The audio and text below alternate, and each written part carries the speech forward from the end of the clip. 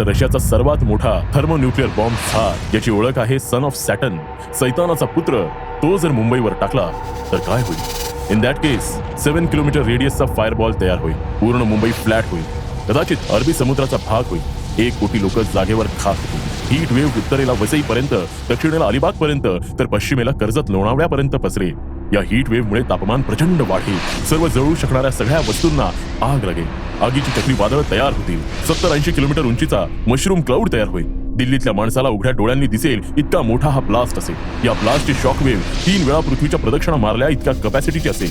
या ब्लास्टचा रेडिएशन उत्तर प्रदेश पर्यंत पोहोचू शकतो. यावरून लक्षात येईल की आज जी अण्वस्त्र वापरली जाऊ शकतात त्यांची विध्वंसाची क्षमता खूपच जास्त आहे. इतकी की एकदा छोटा ग्रह नष्ट करता येऊ शकतो. न्यूक्लिअर वॉर कसंही सुरू होऊ दे आणि कोणीही सुरू करू दे, पण ते फक्त 72 मिनिटात संपेल. त्यानंतर जगातले 70% लोकसंख्या नाहीशी होईल. तर उरलेले 30% लोक जे जिवंत राहिलेत ते जिवंत राहिले त्याचा पश्चाताप करतील. आता यापुढे मी तुम्हाला जी काही माहिती देणार आहे त्याचा सोर्स अमेरिकन इन्व्हेस्टिगेटिव्ह जर्नलिस्ट आणि न्यूक्लिअर वॉर अ सिनारिओ या पुस्तकाच्या लेखिका ॲनी जॅकॉब्सन यांच्या रिसर्चचा भाग आहे. सपोज नॉर्थ कोरियाने या युद्धाला सुरुवात केली. न्यूक्लिअर वॉरहेड असलेले बॅलिस्टिक मिसाइल्स त्याने अमेरिकेला टार्गेट करून लॉन्च केले. पुढच्या 3 सेकंदामध्ये अमेरिकेच्या रडार सिस्टीम हे डिटेक्ट करतील आणि त्यांच्या मुख्य 3 न्यूक्लिअर कमांड सेंटर्सचे अलार्म वाजतील. Ballistic missile detected alert. लॉन्चच्या 30 सेकंदामध्ये अमेरिकेच्या शायान माउंटन्समध्ये असलेल्या कमांड सेंटरकडे इतका डेटा जमा झालेला असेल ज्याने त्या मिसाईलची ट्रॅजेक्टरी डिटेक्ट करतील आणि ही मिसाईल कोणत्या शहराच्या दिशेने चालली आहे याचा त्यांना अंदाज येईल. आता मिसाईल लॉन्च होऊन 1 मिनिट झाला आहे. अमेरिकेच्या मधोमध असलेल्या नेब्रास्का या न्यूक्लिअर कमांड सेंटरमध्ये अलार्म्स वाजतायत. सगळ्यांचं लक्ष स्क्रीनकडे आहे ज्यावर एक डॉट अमेरिकेच्या दिशेने पुढे येत असल्याचं दिसतंय. आता या एअरफोर्स कमांड सेंटरच्या प्रमुखाचं काम असेल की शक्य तितक्या अचूक माहिती अमेरिकेच्या प्रेसिडेंटला देणं. फक्त माहिती नाही तर पुढे अमेरिकेकडे रिस्पॉन्स देण्यासाठी काय काय पर्याय आहेत हे सांगणं आणि योग्य पर्याय कोणता याचा सल्ला देणं. पण हे सर्व घडत असताना पॅरलली कोलोराडोच्या नोराड कमांड सेंटरमधून या हल्ल्याची माहिती अमेरिकेच्या जगभर पसरलेल्या सर्व युनिट्सला दिली जाईल. यात फ्रान्स, इंग्लंड सारख्या इतर नाटो देशांचाही समावेश असेल, जेणेकरून काउंटर अटॅक हा एकच ऑप्शनवर डिपेंडंट नसेल.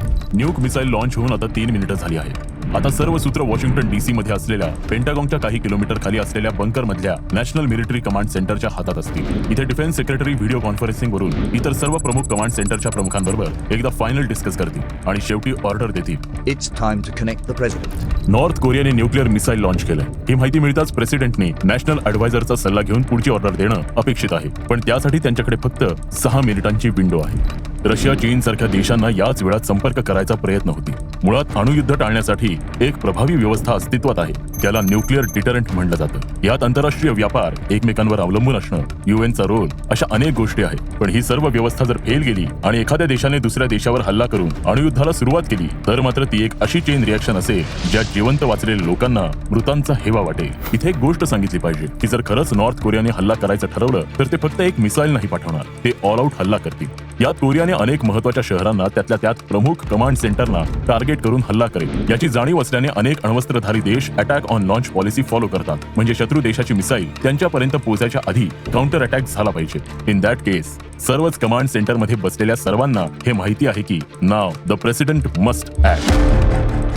तुम्ही एक गोष्ट अनेक वेळा पाहिली असेल की जिथे जिथे अमेरिकेचे प्रेसिडेंट जात असतात तिथे एक लेदर बॅग नेहमी त्यांच्या सोबत असते. या बॅगेत फुटबॉल सारखा एक डिव्हाइस आहे ज्याद्वारे न्यूक्लिअर अटॅकचे आदेश प्रेसिडेंट देऊ शकतात आणि ही बॅग 24 तास 365 दिवस प्रेसिडेंट बरोबरच असते. लॉन्च डिटेक्ट होऊन आता जवळपास 15 मिनिटं झाली. अखेर नॉर्थ कोरियाच्या मिसाईलला आउटर स्पेसमध्ये भेदण्याचा प्रयत्न अयशस्वी झाल्यानंतर किंवा एकापेक्षा जास्त इनकमिंग मिसाईल डिटेक्ट झाल्यानंतर अमेरिकेचे प्रेसिडेंट लॉन्च कोड मुख्य कमांड सेंटरला देतील. सर्वात आधी जमिनीवर तैनात असलेले बॅलिस्टिक मिसाईल्स नॉर्थ कोरियाला टार्गेट करून लॉन्च केले जातील. कारण त्यांचं लोकेशन शत्रू राष्ट्रांना माहिती आहे आणि देर इज अ पॉसिबिलिटी की या लोकेशन्सला लवकरच टार्गेट केलं जाईल. न्यूक्लिअर सबमरीन आणि एअरफोर्सकडे असलेले न्यूक्लिअर मिसाईल्स पुढच्या हल्ल्यांसाठी राखून ठेवले जातील. युरोपमधले नाटो नेशन्स म्हणजे अमेरिकेचे इतर मित्र राष्ट्रांमध्ये असलेल्या मिलिटरी बेसवर युद्धाची तयारी चालू असेल. यूएसवर झालेल्या न्यूक्लिअर अटॅकची माहिती रशियापर्यंत पोहोचताच रशिया हाय अलर्टवर असेल. शेजारच्या नोटो बेसिसवर वाढलेल्या हालचाली आणि अमेरिकेतून लॉन्च झालेल्या बॅलिस्टिक मिसाईल्समुळे रशिया युद्धाची तयारी चालू करेल. यात एक गोष्ट सांगितली पाहिजे की ज्या मिसाईल्स अमेरिकेने नॉर्थ कोरियाच्या दिशेने लॉन्च केल्या आहेत त्या रशियाच्या एअर स्पेसवरूनच नॉर्थ कोरियाकडे जाणार आहेत आणि रशियासारखा देश न्यूक्लिअर लोडेड बॅलिस्टिक मिसाईल्स आपल्या एअर स्पेसमध्ये येऊ द्यायला कधीही परवानगी देणार नाही. बरं, जरी अमेरिकेने त्याला सांगितलं की आम्ही नॉर्थ कोरियावर हल्ला करतोय, रशिया त्यावर विश्वास ठेवणार नाही. आणि याचं कारण म्हणजे न्यूक्लिअर वॉर मधील डिकॅप्टिएशनची कन्सेप्ट. जर समजा भारताला पाकिस्तान सारख्या अण्वस्त्रधारी देशावर हल्ला करायचा असेल तर भारत पाकिस्तानच्या सर्व महत्त्वाच्या शहरांवर, मिलिटरी बेसेसवर, पॉवर प्लांट्सवर, कम्युनिकेशन इन्फ्रास्ट्रक्चरवर एकाच वेळी कमीत कमी वेळेत न्यूक बॉम्बिंग करेल, जेणेकरून पाकिस्तानला भारताविरुद्ध अण्वस्त्र वापरायची संधी मिळू नये. याच डिकॅप्टिएशनच्या कन्सेप्टमुळे कोणत्याही अण्वस्त्रधारी देश शत्रूची न्यूक मिसाईल त्यांच्यापर्यंत पोहोचायच्या आधीच रिस्पॉन्ड करेल. Attack on launch policy. North कोरियाने लॉन्च केलेले बॅलिस्टिक मिसाईल 30 ते 33 मिनिटात वॉशिंग्टन डीसी पर्यंत पोहोचेल. त्याआधी अमेरिकेचे प्रेसिडेंटला आणि इतर महत्त्वाच्या अधिकाऱ्यांना सुरक्षित जागी हलवण्याची प्रक्रिया सुरू झाली असेल. या दरम्यान कम्युनिकेशन गॅप्स होण्याची शक्यता असते आणि अशा परिस्थितीमध्ये प्रत्येक सेकंद महत्त्वाचा असतो. त्यामुळे अमेरिकेचे प्रेसिडेंट न्यूक्लिअर अटॅकचा युनिव्हर्सल कोड एअरफोर्स प्रमुखाला देतील. याचा अर्थ आता न्यूक्लिअर अटॅक लॉन्च करण्याचे सर्वच अधिकार या कमांडरकडे असतील. नॉर्थ कोरियाने लॉन्च केलेली पहिली मिसाईल अखेर 33 मिनिटांनी वॉशिंग्टन डीसीवर आदळेल आणि अखेर ऑफिशियली सर्वनाशाच्या चेन रिॲक्शनला सुरुवात होईल. 40 मिनिट्स. रशियन एअरस्पेसच्या दिशेने येणाऱ्या अमेरिकेच्या मिसाईल्समुळे रशिया चिंतेत असेल, हाय अलर्टवर असेल. नॉर्थ कोरियाचा लॉन्च डिटेक्ट झाल्यावर अमेरिकेत जे काही घडलं जवळपास तेच रशियामध्ये घडेल. रशियाचे कमांडर अमेरिकेकडून झालेल्या लॉन्चचे डिटेल्स आणि त्यांच्या समोर असलेले ऑप्शन्स रशियन प्रेसिडेंटला कळतील. आता कोणत्याही निर्णय घेण्यासाठी रशियन प्रेसिडेंट यांच्या समोर फक्त 5 ते 6 मिनिटांची विंडो असेल. बरं, असंही नाही की अमेरिका नॉर्थ कोरियावर एकच मिसाईलने अटॅक करेल. ते डिकॅप्टिएशनवाला ऑल आउट अटॅक करतील, जेणेकरून नॉर्थ कोरियाची युद्धाची क्षमता संपेल. तेव्हा रशियाला सुद्धा याच गोष्टीची भीती असणार की हाच डिकॅप्टिएशनचा प्रयत्न जर रशियासाठी असेल तर. 45 मिनिट्स.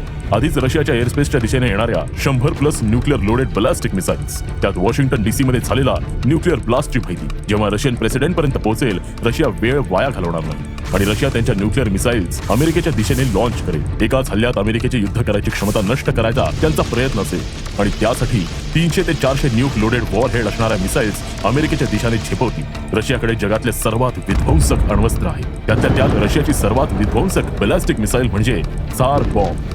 त्याची ओळख आहे द सन ऑफ सॅटर्न, सैतानाचा पुत्र. अमेरिकेचे रडार्स आणि सॅटेलाइट या लॉन्चची माहिती अमेरिकेचे शिल्लक असलेल्या 2 कमांड सेंटर्सला कळवतील आणि रशियाने ज्या मिसाईल्स लॉन्च केल्या आहेत त्यातल्या अनेक मिसाईल्स या 2 शिल्लक असलेल्या कमांड सेंटर्सच्या दिशेने येत असणार. याची कल्पना अमेरिकेच्या कमांड सेंटरच्या प्रमुखांना असणार. त्यामुळे अमेरिकन फोर्सेस अखेर त्यांच्या नेक्स्ट ऑप्शनकडे वळतील, ऑपरेशन डूम्सडे. न्यूक्लिअर वॉरच्या सिनारिओमध्ये एक गोष्ट स्पष्ट आहे की ज्या ज्या महत्त्वाच्या गोष्टी जमिनीवर आहेत त्या शत्रू राष्ट्र नष्ट करणार.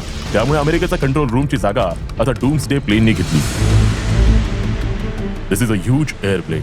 मार्वलच्या मूव्हीजमध्ये दाखवल्यासारखं हे विमान जवळपास 2 दिवस रिफ्युएल न करता उडू शकतं. न्यूक्लिअर ब्लास्टच्या शॉक वेव्हचा किंवा इलेक्ट्रोमॅग्नेटिक वेव्हचा या विमानावर काहीही परिणाम होत नाही. या विमानावर एक तगडी कम्युनिकेशन सिस्टीम बसवलेली आहे. जमिनीवर जरी अमेरिका पूर्ण उद्ध्वस्त झाली तरी हवेतून अमेरिका हे युद्ध कंटिन्यू करू शकते.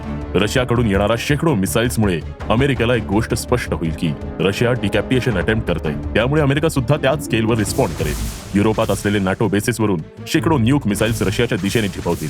देर इज अ पॉसिबिलिटी की रशिया अमेरिका बरोबरच इतर नाटो देशांवरही हल्ला करेल. एव्हाना अमेरिकेने नॉर्थ कोरियाच्या दिशेने लॉन्च केलेले शेकडो मिसाईल्स त्यांच्या टार्गेट्सवर हिट होतील आणि काही मिनिटात नॉर्थ कोरिया उद्ध्वस्त झालेला असेल. नॉर्थ कोरियाच्या अनेक मिलिटरी इस्टॅब्लिशमेंट्स या चीनच्या सीमेजवळ आहेत. त्यामुळे तिथल्या न्यूक ब्लास्टची झळ चीनच्या नागरिकांपर्यंत पोहोचेल आणि चीन सुद्धा या युद्धात ओढला जाईल. आणि त्या पाठोपाठ भारत आणि पाकिस्तान. अणुयुद्धात कोणताही निर्णय घेण्यासाठी विचार करायला खूप कमी वेळ असेल आणि या युद्धाचा एकच नियम असेल, तो म्हणजे if you win you need not have to explain. But the fact is कोणीच जिंकणार नाहीये. ही चेन रिॲक्शन सुरू झाली तर 72 मिनिटात ही संपेल. या 72 मिनिटांनंतर जगाची 70% लोकसंख्या नाहीशी होईल आणि जे वाचतील त्यांना मृतांचा हेवा वाटेल. आणि याला कारण म्हणजे अणुयुद्धानंतर सुरू होणारा काळा हिवाळा, or you can say a nuclear winter.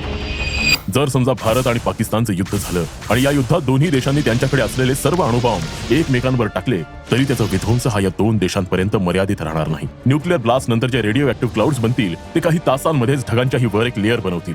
या डार्क लेअरमुळे सूर्यप्रकाश पृथ्वीपर्यंत पोहोचू शकणार नाही. त्यामुळे तापमान मोठ्या प्रमाणात कमी होईल. फोटोसिंथेसिसची प्रोसेस थांबेल. त्यामुळे शेती करणं शक्य होणार नाही. जंगलं नष्ट होतील. पिण्यायोग्य पाणी मिळणं दुर्मिळ होईल. एनर्जी जनरेशनचे रिसोर्सेस नष्ट झालेले असतील. त्यामुळे इलेक्ट्रिसिटी नसेल. अधूनमधून ऍसिड रेन होईल. आणि हे सगळं व्हायला एक गैरसमज किंवा एक मानवी किंवा टेक्नॉलॉजीची चूक पुरेशी आहे. किंवा एखादा सायको आत्मघाती डिक्टेटर हे घडवून आणू शकतो. अमेरिकेचे माजी secretary of defence Bill Perry यांनी एक किस्सा सांगितला. ते नाईट ड्युटीवर होते आणि जर कोणत्या देशाने हल्ला केला तर प्रेसिडेंटला इन्फॉर्म करायचं काम त्यांच्याकडे होतं. त्यांना रात्री पेंटागॉनच्या खाली असलेल्या नॅशनल कमांड सेंटरकडून मेसेज आला की एक बॅलिस्टिक मिसाईल सोव्हिएत रशियाकडून अमेरिकेच्या दिशेने येते. त्याचवेळी एअरफोर्स कडूनही ह्या गोष्टीचं कन्फर्मेशन आलं. ही गोष्ट ते प्रेसिडेंट पर्यंत पोहोचवणार इतक्यात पुन्हा मेसेज आला की हे चूक होती. काही जण असंही म्हणतात की हे इंटेन्शनली करण्यात आलं. क्युबन क्रायसिसच्या वेळीही अमेरिका आणि रशिया अणुयुद्धाच्या अगदी जवळ पोहोचले होते. त्यामुळे एक छोटासा गैरसमज अणुयुद्धाची चेन रिॲक्शन सुरू करायला पुरेसा आहे. त्यामुळे पॅलेस्टाईनचा वाद असू दे किंवा युक्रेन रशियाचं युद्ध, त्याचा आपल्यावर कधीही परिणाम होणार नाही असं तुम्हाला वाटत असेल तर तो तुमचा मोठा गैरसमज असेल.